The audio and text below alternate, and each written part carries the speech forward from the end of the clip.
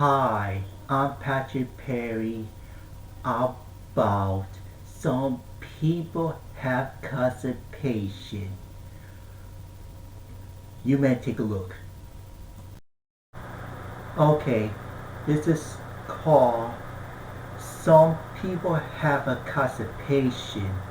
Okay, now remember, if you go to the bathroom, you sit in the toilet and you cannot push. Remember, doctors say you gotta eat fruits, you gotta eat salad, you gotta eat vegetables.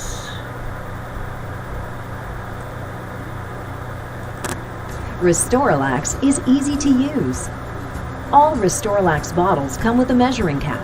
Just fill the cap to the top of the white section, which is marked to indicate the correct dose of 17 grams. Stir and dissolve Restorelax in 250 milliliters of any hot or cold non-alcoholic beverage, then drink. Restorelax works with water in 3 ways. It retains water in the bowel to hydrate, soften stools, and increase the frequency of bowel movements, letting you feel relief without bloating, gas, or cramps. From the first signs of occasional constipation, there's Restorelax. Try it for yourself. Save $3 at restorelax.ca.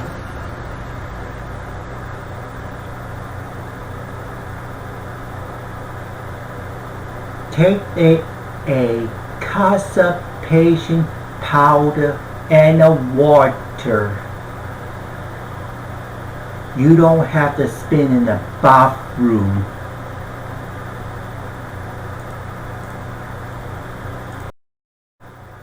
Take a look about our videos. Some people talking about constipation. You better take a look. You must watch videos, not watching videos, now watch. Roughly 42 million people suffer from constipation. Physical therapist Laura Mayhofer has 5 tips to help get things moving. The first is I like to look at how much water is someone getting. Drink half of your body weight in fluid ounces. So if you weigh 150 pounds, drink 75 ounces a day. Any liquid will do, but water's best. 2. Fiber. Women should get between 21 to 25 grams of insoluble fiber a day. Men from 30 to 38 grams. Grab fruits, veggies, whole grains, and nuts. 3. Exercise. The more we sit, the more our gut doesn't move and doesn't process our food. 4. Reduce stress. Everyday stresses blocks our brain's ability to communicate with our gut to say, hey, it's okay. It's time to rest, repose, relax, digest that food. And 5. If you've got to go, go. Don't put it off. For the Mayo Clinic News Network, I'm Vivian Williams. Welcome back to our second video series on constipation. Let's go ahead and find out the role of the colon, what it looks like, and how it works. Most literature states that the colon is anywhere from 3 to 5 feet in length. Layers of muscle line its wall. The muscle layers are both circular and longitudinal.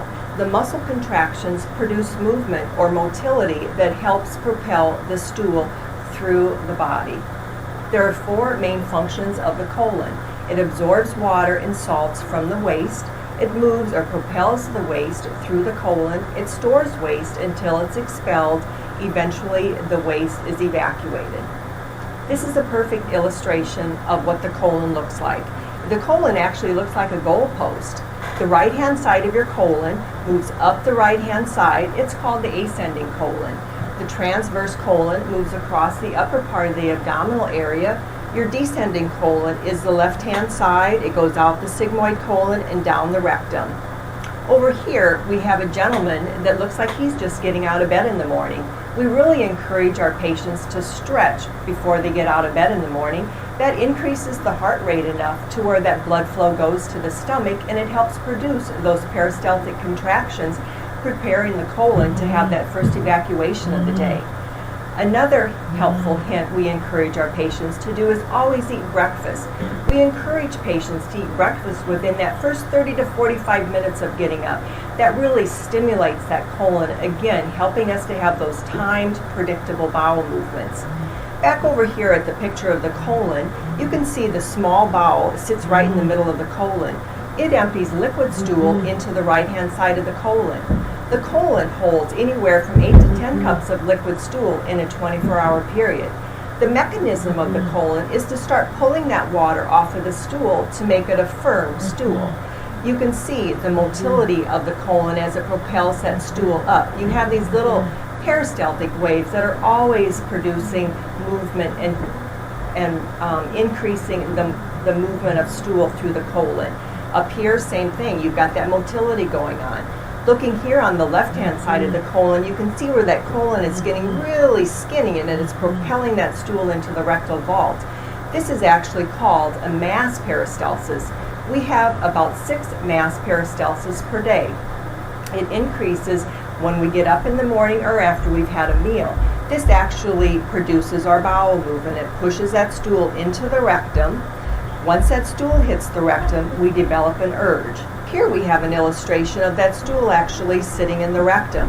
Once that stool hits the rectum, the stool distends the rectum, developing our urge, indicating to us that we need to go to the bathroom. Once we get to the bathroom, we are beginning to evacuate our stool. Our sphincter muscles stay completely relaxed and we evacuate our stool. Looking at this gentleman here, it looks like he is in the wrong seated position when having a bowel movement. We really encourage our patients to sit more upright when they have their bowel movement.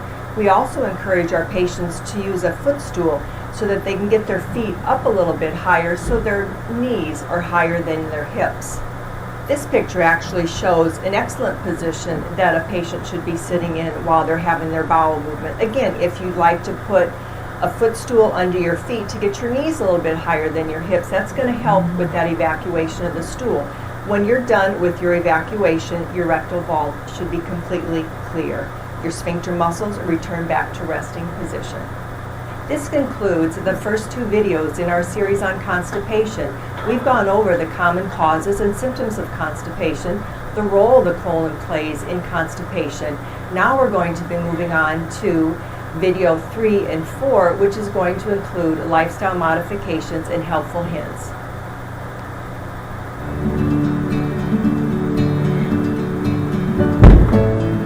Hello, I'm Dr. Bob Kaiser, gastroenterologist with CHI Health.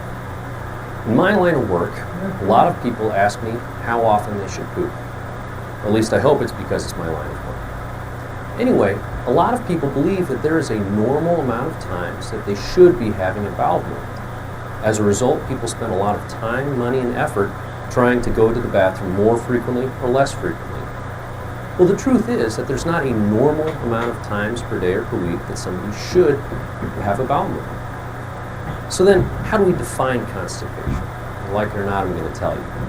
When you're having a bowel movement, if you need to strain and push, if you feel like when you're done, you're not actually done, or if you need to use special maneuvers with your body or even your fingers to help evacuate your bowels, and if you need to do this more than 25% of the time, then you're constipated.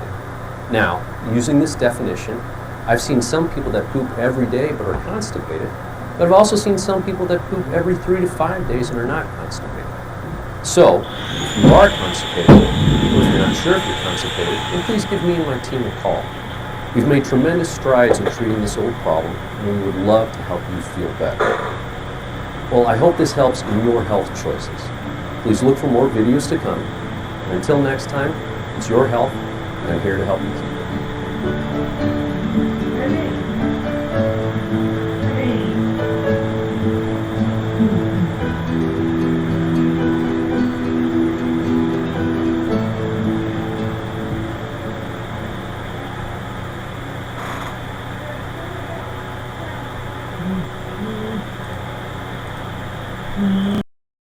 Well, I hope like my videos.